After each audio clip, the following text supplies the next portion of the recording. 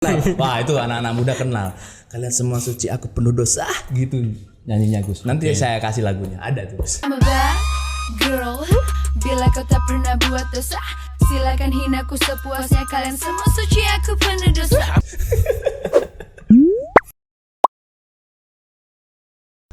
Yang video call rada ribet bos. Hai. Kira-kira kalau kayak gitu tuh gimana Gus? Kan kamu lagi ngapain? Udah klasik banget ya kayaknya, monoton gitu loh. Nggak seru Gus. Oke. Yang seru gimana? Yang seru gimana? Enggak Mas Andre. Kayak ada suatu quote yang bilang kayak gini. Yang aku bilang, "Hai, udah makan akan kalah sama orang yang langsung nganterin makanan gitu." Oh, gimana iya. tuh? Tuh Gus gimana? Aku bilang tadi kan buka puasa bersama nggak apa-apa tuh. Nggak apa-apa Mas. Yang penting jangan goncengan terus pelukan gini. Tuh, terus joknya ditinggiin yang belakang. Itu jadi masalah. Mepet katanya. Enggak, sekarang modelnya berubah jadi cuma pakai mobil tapi kacanya gelap banget. Oh, gelap ya lah. Itu masa tersesat saya itu. Ya. Udahlah skip. Ini bahasan taruh panjang Gus, kita bahasnya Gus. Sampai menurutku daripada kita hanya berwacana, Mas, mending kita praktekin. Bukan saya, jenengan praktekin. Kalau saya nggak boleh karena ada istri saya, jadi jangan diurusan. Kalau ada istri nggak boleh Mas. praktek gimana Gus? Saya VC. Saya videoin sama Dara Gus seperti sini. Iya. Praktek. Entah mungkin sama Rian atau sama Boleh kan sama papi. Enggak. Ya sorry Gus. Jadi sorry itu saya. Jadi maksudnya gini, kalau kita bilang berdekatan dengan lawan jenis ya memang kalau versi yang tadi ada Gus bilang ada yang diperkenankan dan tidak diperkenankan pasti akan sangat banyak kontroversi di sana. Baik dari sisi agama ataupun norma masyarakat ya Gus ya gitu. Jadi saya rasa menurut saya tinggal gimana kita untuk bisa mengambil hal-hal yang positif dari proses ta'aruf itu tadi ya. Yeah. Jadi gimana dan berusaha semaksimal mungkin tidak melanggar koridor-koridor yang membawa kita pada Dara. Dan juga semoga Dara nggak dideketin sama suami orang lagi. Tolong buat suami orang jangan dekati aku. Aku sudah lelah mendapat predikat belaka. Padahal DM-nya isinya semua suami orang. Oh, syukurlah. Jangan buka kartu. Tapi pertanyaan saya, kenapa Mas Andre bisa baca DM-nya Mbak? Ditunjukin Gus. Oke. Dalam proses ta'aruf itu ya? Enggak. Sudah, stop. Udah bahas ta'aruf ini kita nggak akan kelar ya Bos. Saya jadi kemana-mana nanti pikirannya Gus. Sudah Gus. Jadi saya mau ini ada sedikit kasus. Ini pengalaman pribadi juga. Ini bicara tentang hal yang menyangkut Ramadan. Kita skip dulu itu Gus. Oke. Jadi kita bicara bagaimana tentang proses ini Gus. Di bulan Ramadan ataupun nggak usah di bulan Ramadan lah ya, pasti kita ada bicara soal misal saya ngelakuin sama ke teman saya atau ke istri saya bohongin dia, saya istilahnya melakukan yang buruk kepada dia, saya istilahnya jahat sama dia, tapi tujuan saya baik. Oke, misalnya. Contoh. Nah ini jadi agak susah ini. Contoh. Jangan kasus saya dulu. Siapa Tadi bilang pengalaman pribadi loh, ya kan? Ya, saya cuma mengkiaskan aja sih, tapi masa dicontohin? Contoh lah, biar pada tahu lah pengakuan dosa. Yang lain lah, siapa lah gitu. Misalnya Mr. X, Mr. A gitu. Mr. A ya. Nah, Andrew. ini Mr. A. Jangan udah panjangin dong. Oke, terus gimana? Jadi di sini misal berbuat buruk demi kebaikan lah Gus gitu. Jadi saya misal ya Ma, saya bohong sama istri saya. Nah, misal istri saya lagi bohong sama istri saya. Tujuannya supaya menjaga keharmonisan keluarga, Gus. biar nggak banyak pertanyaan A, B, C, D, E, F, G gitu, Gus. Jadi maksud saya bohongin dia tujuannya untuk menjaga kelangsungan dan martabat. Oke, saya pertegas lagi. Tujuannya menjaga kelangsungan keluarga atau biar tidak banyak ditanyai? Yang pertama. yang pertama. Jadi biar maksudnya gini, ya sebenarnya tujuan bohong saya itu bukan tujuan saya untuk saya ada kesalahan, tidak. Tapi waktu itu memang saya ada something yang memang saya harus lakukan supaya dia nggak banyak tanya. Jadi ada misalnya. Oh yang kedua berarti nggak banyak tanya ya? Ya itulah.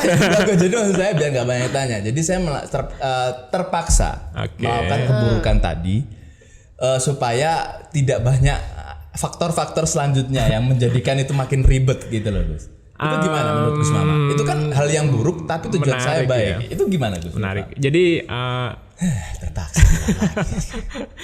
Jadi begini. Sebenarnya konsep dasarnya bohong itu apapun bentuknya itu jelek. Bohong itu apapun bentuknya itu tidak bagus karena apalagi dengan konsep skenario Tuhan yang semua akan terbaca pada akhirnya, semua akan ketahuan pada akhirnya. Bohong itu menjadi tidak benar apapun penjelasnya, apapun latar belakangnya. Tapi kemudian ketika kita menghadapi sebuah madorot dan madorotnya itu bersifat bukan doni lagi, bersifat pasti misalnya nih. Dan tujuan kita adalah baik. Saya tidak bilang kemudian bohong itu boleh. Tapi mungkin Tuhan dengan kalkulatornya akan memaafkan kita demi sebuah kebaikan yang bersifat pasti itu misalnya. Tapi kalau kebaikannya itu masih bersifat perkiraan, taksiran nih. Apalagi hanya dikira-kirakan dan dipaksakan nih misalnya nih. Mas, kamu kok baru pulang jam 2 malam semalam gitu. Itu kan kalaupun kita jawab jujur dan kemudian kita minta maaf, maaf deh aku habis ngopi sama temen nih misalnya, atau aku habis ta'aruf. Kalau ta'aruf nggak, oke. Kita nggak boleh ke ta'aruf lagi. Ta'aruf udah skip Gus, aduh. Bisa jadi itu kan madorotnya tidak nyata. Bisa jadi dia tidak akan marah ataupun kalau marah tidak akan berakibat pada sesuatu yang fatal. Maka menurutku ya mungkin sebaiknya kebohongannya itu wajib kita hindari sih. Ya, saya cuman takut kalau saya jujur Gus, istri saya bawa palu Gus. Tapi kan takut kan, belum pasti. Tapi kalau misalnya nih kebohongannya itu yang pasti akan memecah belah kita gitu. Misalnya pertanyaannya, Mas aku wanita yang nomor berapa kecantikannya di semesta ini? Padahal kita tahu lah dia nggak ada hitungannya dalam 1 per sejuta ini. Paling cantik kalau istri kita mah nggak ada lawan. Bukan lagi ya kan? Nggak ada lawan istri. Mungkin itu memang harus mungkin ya. Dan biarlah Tuhan yang memutuskan seberapa dosa dan pahala kita di sana. Kalau istri itu nggak ada lawan, paling cantik sedunia. Jadi whatever yang kita lakukan kemarin ya ini kesempatan kita di bulan ini. Apalagi bulan Ramadan. Bulan Ramadan ini kita memperbaiki diri. Itu lebih beruntung daripada yang nggak pernah melakukan dosa. Lebih beruntung. Dalam konteks dia bertobat, tobatnya diterima dan kemudian diganti dengan pahala. Nah, kalau itu tobat. Nah, sekarang saya ada lagi nih. Misal ini melalui ini tentang hasrat. Kalau bicara hasrat, ada yang orang nikah. Nih, salah satu yang bilang kredit. Oke. Tujuannya dia buat kerja. Ini butuh mobil nih, atau butuh motor lah, atau butuh ya intinya yang istilahnya dengan harga nominal yang tinggi. Ada fasilitas kredit. Tapi kalau kita nggak ada kredit itu kita nggak bisa punya. Oke. Sedangkan kita butuh urgent nih. Kita butuh untuk proses mobilitas kita, kerja kita dan sebagainya lah untuk kehidupan kita biar bisa berlangsung lebih baik. Iya. Gimana menurut Gus Mama pandangan itu? Jadi persoalan tentang muamalah, tentang bagaimana transaksi yang diperkenankan di dalam Islam itu menarik ya. Bahkan itu kan riba. Panjang banget. Dan sebenarnya Islam tidak menghalangi seseorang mengambil keuntungan dari sebuah proses. Cuma yang berbeda adalah akadnya yang menjadikan itu halal atau haram. Pacaran menikah dan free sex perbedaannya adalah pada qabil tu nikahaha wa tazwijaha bil mahdi. Iya sih benar sih, itu benar. Konsepnya sama, bahkan kalau pacaran dia harus makan di restoran mewah, kalau menikah kita cukup masak di dapur, beli beras. Itu lebih murah kan.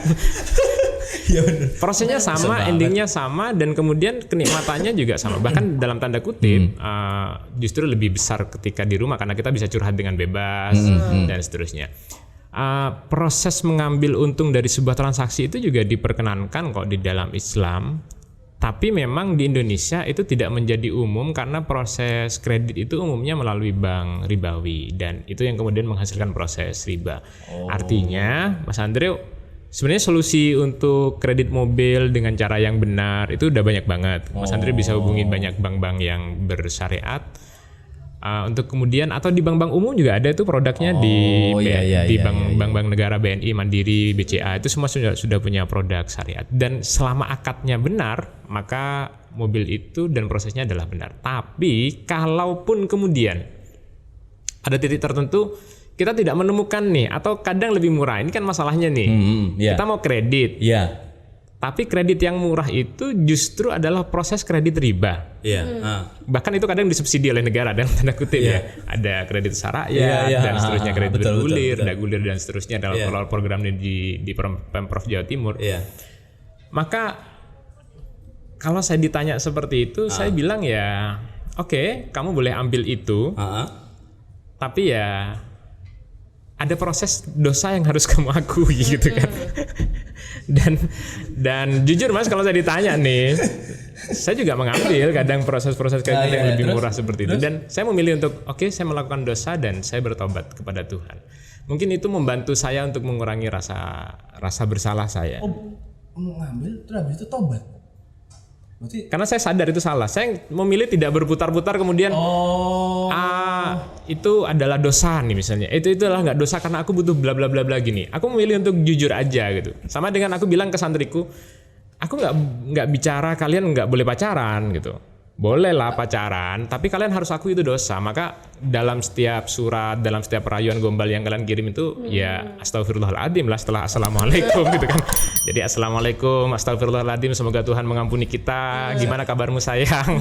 Assalamualaikum. Cium dong, astagfirullahaladzim. Nanti saudara juga gitu. Hai sayang, astagfirullahaladzim. Mungkin itu membantu kita. Aku tidak bilang itu kemudian menjadi legal, tapi itu membantu kita untuk kemudian setidaknya kita menyadari itu salah. Mungkin itu membantu kita di mata Tuhan untuk diampuni. Iya sih Gus, tapi takutnya malah jadi keterusan. Assalamualaikum. Lagi di mana? Di kamar. Astagfirullah. Gitu sih. Itu lama-lama diputusin sama pacarnya. Kamu bilang 30 kali udah yang 3 astagfirullahnya gitu. Jadi kayak traveling nih. Darah sering Gus. Lagi ngapain sayang di kamar? Ngapain rebahan? Pertanyaan itu makin terus Gus. Misalnya lagi ngapain saya di kamar? Udahlah.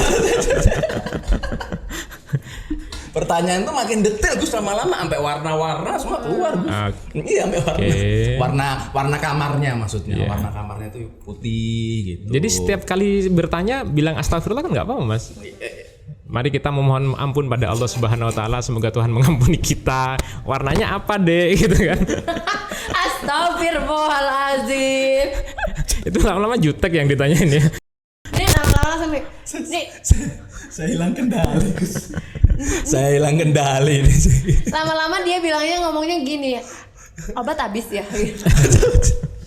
Karena begini Mas, ini mungkin konsep pentingnya ya. Jadi melakukan sebuah dosa itu adalah sebuah perkara yang lain. Tetapi tidak mengakuinya sebagai dosa, ini justru lebih berbahaya. Oke, saya ulangi. Kita melakukan sebuah dosa ini hanya menyentuh pada masalah fikih, tapi tidak mengakuinya sebagai dosa itu adalah menyentuh pada masalah ketauhidan, pada masalah keesaan kita pada Tuhan. Sehingga kemudian yang paling penting dari kita melakukan dosa itu adalah kita mengakuinya gitu. Kita mengakuinya kalau ini dosa oleh Tuhan. Anda boleh minum misalnya, tentunya minum yang saya maksud minuman keras ya, tapi Anda harus sadar ini ini berdosa gitu. Ini berdosa. Kalau kita mau bilang tidak ada manusia yang suci. Manusia itu tidak ada yang suci dan itu benar, dan yang paling penting adalah Islam membolehkan manusia untuk melakukan kesalahan selama dia kemudian bertaubat dan mengakuinya sebagai sebuah kesalahan. Yang jadi masalah adalah ada banyak orang yang kemudian berdalih, selalu ingin berputar dan mencari reasoning pembenaran bagaimana itu menjadi tidak. Aku lebih husuk nih kalau aku mabok misalnya. Aku nggak bisa menikah nih kalau aku nggak match, dan aku nggak bisa match kalau aku nggak pacaran. Aku nggak bisa match kalau aku nggak tahu luar dalamnya misalnya. Abang bilang ta'aruf syar'i nih. Ta'aruf syar'i kok kita, padahal dipegang tangannya, dipegang rambutnya. Mama. Rambutnya dipegang. gang sepatunya, ya itulah. Jadi Banyak-banyak istighfar ya di sini ya. Astagfirullah.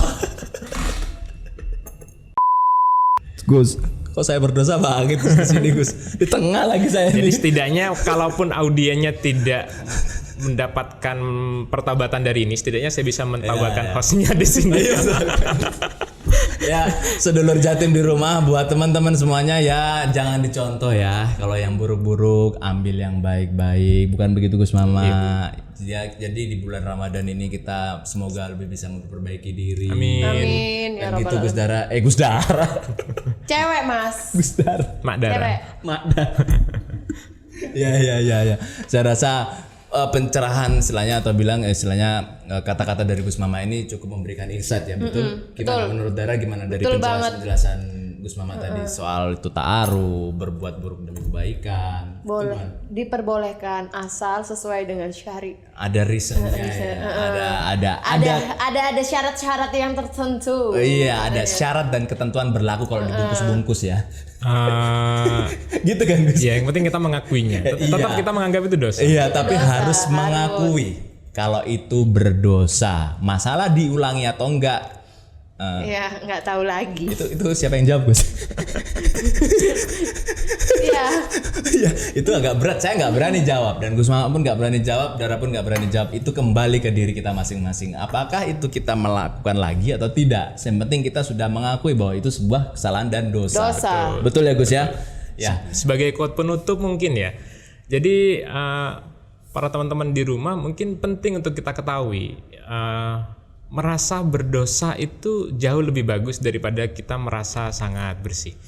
Ada banyak masalah di dunia ini hari ini orang yang merasa dirinya sangat bersih. Ini aduh, ini kita bahas next aja. Saya ada ide nih. Gus ngomong ini. Gimana tadi Gus? Merasa berdosa. Jadi pengakuan kita akan dosa, merasa diri kita kotor itu jauh lebih baik daripada merasa kita adalah orang yang terbaik, paling bersih dan paling dekat dengan Tuhan dan pasti memiliki surga, seakan-akan tahu jalan ke surga sendirian. Ini gitu. kalau saya terusin, wah bisa sampai besok ini video Gus.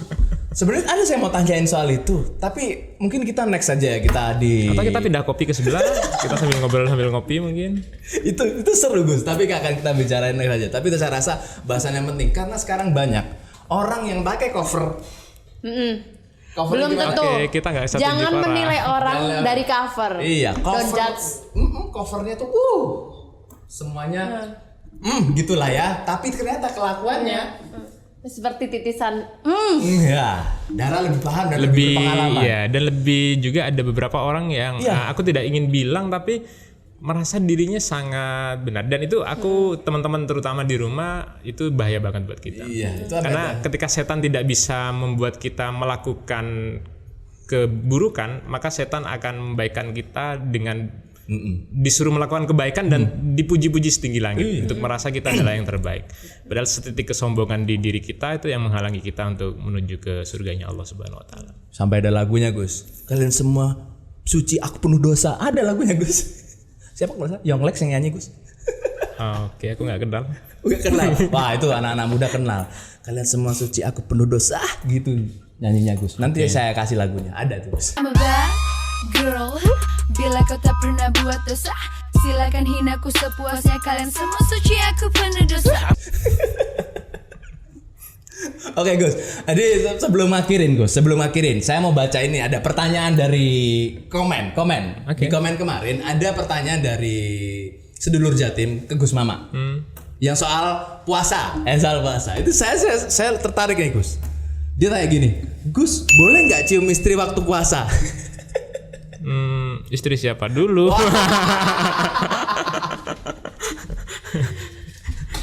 Saya suka pertanyaan ini. Istri siapa dulu? Saya juga nggak tahu Gus. Kalau istri sendiri boleh tidak membatalkan puasa, tapi pahalanya puasanya berkurang. Kalau istrinya ayah, artinya ibu kandung kita sendiri, boleh dong. Oh ya, istrinya ayah. Pikiran Anda jangan kemana-mana ya. Bukan istri muda ayah, istrinya ayah. Berarti ibu kandung kita sendiri. Istrinya ayah. Oh ya ya. Masuk akal. Masuk ayah. ibu kita berarti ya. Iya masuk akal. Itu boleh banget gitu. Gus Mama kiasannya keren sekali. Udah berpikir kemana-mana di darat tadi, udah traveling. Iya. Terus Kalau istri orang, itu dia masalah. silakan Anda jawab sendiri. Tidak boleh bertindak. Silakan Mencintai jawab boleh, sendiri. tapi tidak boleh bertindak. Mencintai boleh, tindakan boleh, jangan. tindakan jangan. Kalau Dara tindakan mulu dia. Gas. Maju. Karena nggak bercinta pun bertindak tapi. Saya mau ngomong panjang soal Dara, takut di habis kelar syuting nanti kita habis. Iya. Palunya dipegang masih Dara? Masih Oke. Gus. Ini ada palu. Udah diamankan sama dia. Bisa amanin Gus. Saya taruh sini dan ini. Jadi gini Gus ya, itu pertanyaan yang lucu menurut saya. Jadi boleh nggak Gus cium istri waktu puasa? Iya, jadi itu mungkin konteksnya dalam arti apakah itu kemudian membatalkan puasa? Itu tidak membatalkan puasa, tetapi mengurangi pahala puasa. Jadi puasa itu secara umum ada 3 dalam konteks tasawuf. Ada puasa umum. Puasa umum itu adalah puasa yang kita menahan lapar, menahan haus dan seterusnya. Ada puasa khusus. Puasa khusus itu adalah puasanya panca indera gitu kan. Kemudian tidak mencium, tidak melihat yang haram, tidak mendengarkan sesuatu yang haram dan seterusnya. Jadi itu ketika kita bisa melakukan itu pahala juga, pahalanya gede banget. Ini banyak ada lagi nih tanya Gus, malah jadi dari saya sendiri. Yang terakhir itu puasa khusus. Puasa khusus itu puasa yang bukan hanya melibatkan tidak makan tidak minum, bukan hanya melibatkan panca indera, tapi juga puasa yang melibatkan hati gitu. Dan itu puasa tingkat tertinggi. Waduh, berat ya. Rasanya Gus, kita nih masih tersesat. Yang awal-awal dulu aja, yang easy dulu aja lah Gus, yang mudah levelnya, jangan yang sampai berat-berat. Kita mah masih belum sampai. Kita memperbaiki diri aja dulu Gus, kita mah levelnya belum sampai yang situ. Tapi ada loh orang yang kadang dengan masa lalunya justru dia menjadikan sangat dekat pada Tuhan dibanding orang-orang seperti anak-anak santri yang jalannya lempeng aja. Gimana cerita Gus? Jadi Anda bisa menjadi wali. Wali. Kalaupun tidak bisa menjadi wali Allah, menjadi wali murid, wali kelas, atau wali-wali yang lain. Tapi benar loh Mas. Gus Mama itu bikin saya ingin berkata sudahlah. Gus, mau satu pertanyaan lagi nggak nih sebelum kita tutup? Boleh satu pertanyaan lagi? Oke, ada satu pertanyaan dari Mas Dadang. Nah ini kelihatan tentang teknis puasa. Dia tanya nih, apakah batal puasa jika gosok gigi waktu pas puasa Gus, kumur-kumur airnya? Nah dia takut nih katanya kayak ketelan dikit gitu. Mas Dadang dari Mas Dadang. Jadi menyikat gigi atau bahkan kita cebok nih, itu kan cebok. Kan sikat gigi kok cebok Gus? Jadi konsep batalnya puasa itu kan karena 2 ya. Ada satu berbasis lobang, jadi mulut dan Lobang. Udahlah, itu beneran ini serius. Ada sesuatu yang bersifat nutrisi makanan untuk tubuh nih. Misalnya dengan infus dan seterusnya.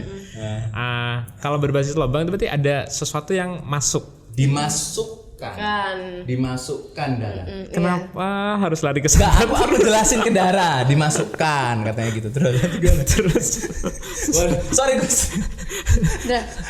Mas Andre bisa nggak bener-bener jangan bikin ambigu nih, bener-bener jadi bikin travel nih kemana-mana. Maaf istrinya Gus Mama, mohon maaf, saya hanya jadi host di sini, tolong. Jadi menyikat mulut itu adalah titik ambigu kita. Artinya itu ketika kita ludah ludah kita telan kembali itu tidak membatalkan puasa. Selama betul-betul yang murni dari dalam. Terus kita menyikat gigi, memasukkan sesuatu pada titik mulut, seperti menyikat gigi, berkumur dan seterusnya, itu juga tidak membatalkan puasa. Itu titik ambigu lah kalau kita bilang dalam bahasa sederhananya. Tapi kemudian ketika ada yang masuk dengan sengaja, maka itu membatalkan puasa. Bagaimana kalau kemudian kita sikat gigi dan kita kumur-kumur, ada yang masuk dengan tidak sengaja? Atau masuk dengan dipaksa? Ini jadi panjang Gus kita. Itu tidak membatalkan puasa. Misalnya masuk dengan dipaksa nih, kamu makan nggak? Kalau nggak makan, aku palu nih gitu kan misalnya. Masuk dengan sengaja, dengan Tidak. masuk tidak sengaja, masuk dengan Dipaksa, dipaksa. Kamu masuk diancam misalnya. Itu tidak membatalkan puasa. Jadi untuk teman-teman di rumah, selama kita memang sudah berusaha mengeluarkan air kumur-kumur atau bahkan kita sudah menyikat gigi dengan benar, kemudian kok ternyata masih ada makanan yang tersisa dan masuk dengan tidak sengaja. Tentunya tidak sengaja dan tersisa itu mungkin 1 butir ya, bukan 1 piring. Itu tidak membatalkan puasa. Nanti kamu saya palu kalau ada 1 piring. Ya lanjut. Oh, berarti gitu ya Gus ya. Itu Jadi sedang ya? kalau tidak sengaja masuk, tidak sengaja masuk Yang dipaksa. yang dipaksa itu tidak membatalkan Tidak membatalkan puasa, puasa. kecuali Masuk masuk ke tenggorokan. dengan sengaja. sengaja. Ukurannya masuk ke tenggorokan ya. Nah. Ya masuk ke tenggorokan. Kalau ke yang lain saya beda cerita nanti Gus. Udah Gus. Mas. Samping saya darah soalnya Gus, saya takut. Dia menggigit. ya, sudah. Oke, Seluruh Jatim nih video udah panjang banget ya. Saya rasa penjelasan Bu Mama, istilahnya keseruan kita juga, bahasan tentang puasa, tentang apa namanya? Taruh, terus berbuat buruk tadi juga. Saya rasa cukup memberikan kita insight ya Gus ya. Jadi istilahnya memberikan kita, oh ternyata ada hal-hal baru yang kita nggak ngerti. Kalau menurut Dara gimana? Iya, ya seperti itu sama kayak Mas.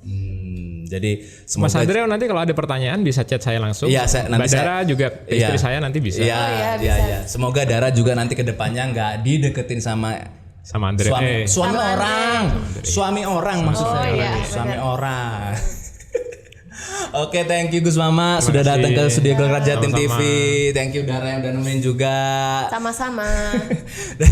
Jadi sudah saatnya kita, mungkin udah waktunya kita tutup video ini. Dan buat sedulur Jatim semuanya, subscriber sedulur Jatim semuanya, nantikan video-video kita selanjutnya. Keseruan kita bareng Gus Mama lagi di depan. Amin. Di next video lagi. Semoga teman-teman semuanya sehat selalu di masa Ramadan ini dan puasanya lancar semuanya.